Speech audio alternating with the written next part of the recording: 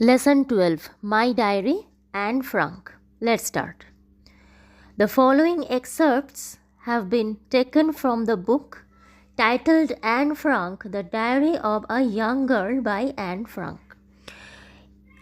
Following excerpt, প্রথমে বলি excerpt শব্দটার মানে হচ্ছে সংক্ষিপ্ত রূপ, বা মানে কোনো একটা বড় লেখা থেকে কিছুটা দেওয়া হলে সেটাকে বলা হচ্ছে excerpt. তো এই যে আমরা টেক্সটটা পড়ব, এটা একটা বই থেকে নেওয়া হয়েছে, যে বইটার নাম Anne Frank, the diary of a young girl.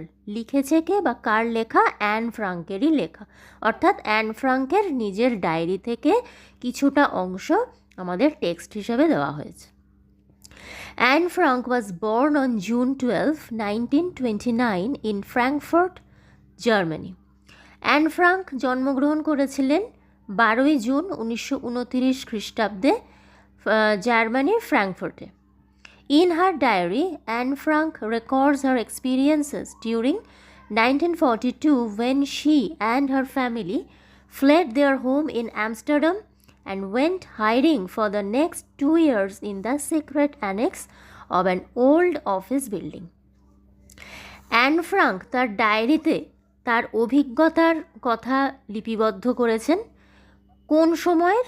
1942-এর, যখন তিনি এবং তার পরিবার আমস্টারডামের বাড়ি থেকে পালিয়ে গিয়েছিলেন এবং পরের 2 বছর তারা লুকিয়েই কাটিয়েছিলেন। কোথায় না? একটি ওল্ড অফিস বিল্ডিং, একটি পুরনো অফিস বিল্ডিংয়ের সিক্রেট অ্যানেক্স। সিক্রেট মানে গোপন, আর অ্যানেক্স মানে হচ্ছে কোনো বড় বাড়ির সাথে লাগোয়া একটি অংশ। তাহলে তারা এই পরের 2 বছর একটা পুরনো অফিস বিল্ডিংয়ের লাগোয়া একটি গোপন অংশে তারা লুকিয়েছিলেন। The extract deals with the experiences just before she and her family went into hiding.